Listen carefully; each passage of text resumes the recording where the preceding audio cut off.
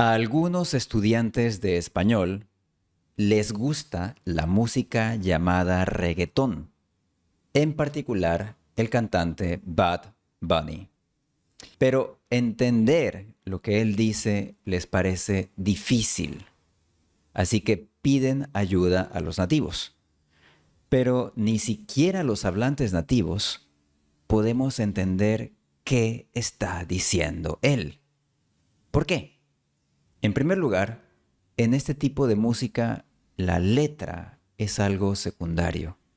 Lo más importante es el ritmo, que es básicamente un acompañamiento para bailes sexualmente explícitos. El baile del reggaetón se llama perreo, que significa bailar imitando la forma como los perros se reproducen. De hecho, el verbo perrear se suele mencionar con mucha frecuencia en canciones de reggaetón. Bad Bunny tiene una canción llamada Yo perreo sola, justamente haciendo referencia a bailar imitando la reproducción canina. Aparte de eso, las letras de reggaetón suelen ser solo frases incompletas que hacen referencia al mundo de las fiestas, el alcohol, el sexo casual y, por supuesto, todo un catálogo de obscenidades. Bad Bunny suele mencionar con frecuencia el trasero y los pechos de las mujeres, usando palabras muy vulgares que no voy a repetir, y suele invitarlas a moverlo. También suele usar una forma vulgar de la palabra prostituta para referirse a las mujeres.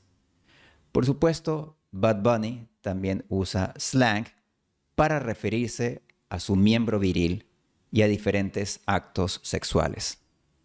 Además, su estilo de pronunciación es muy diferente a la pronunciación normal y puede ser muy difícil de entender, incluso para los hablantes nativos.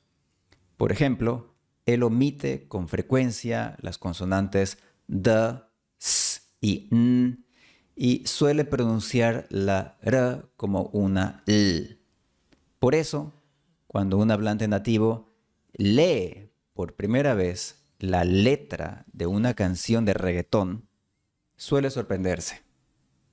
Es posible que no se haya dado cuenta de que estaba escuchando algo tan vulgar. Por eso, si estás aprendiendo español, el reggaetón no es una forma efectiva o eficiente de aprender. En el mejor de los casos, solo aprenderás expresiones relacionadas con sexo casual. Y esto incluye la famosa despacito, que es una descripción más o menos gráfica de un encuentro de una sola noche.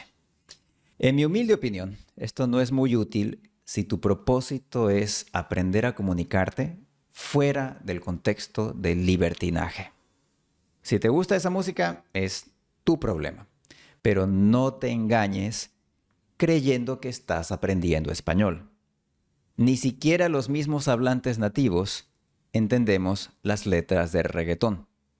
Lamentablemente, hoy el reggaetón y géneros similares dominan por completo las listas de popularidad en todos los países hispanohablantes.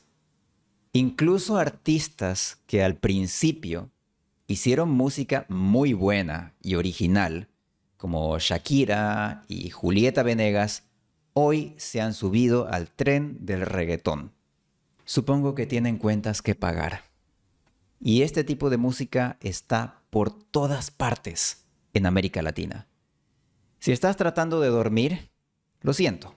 A las 3 de la mañana, un bar cercano puede decidir que es un buen momento para poner reggaetón, salsa, merengue o bachata a todo volumen. Los 4 géneros tienen temas similares.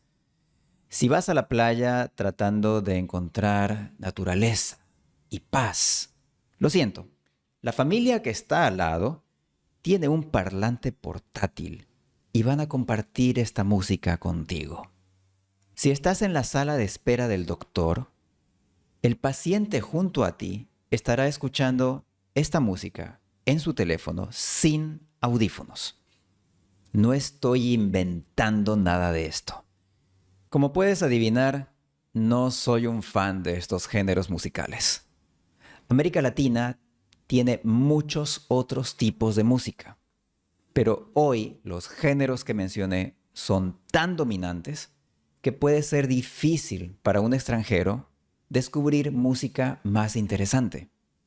Por eso he creado estos otros videos para ayudarte a ampliar tus horizontes. Soy Miguel y esto es Spanish Input.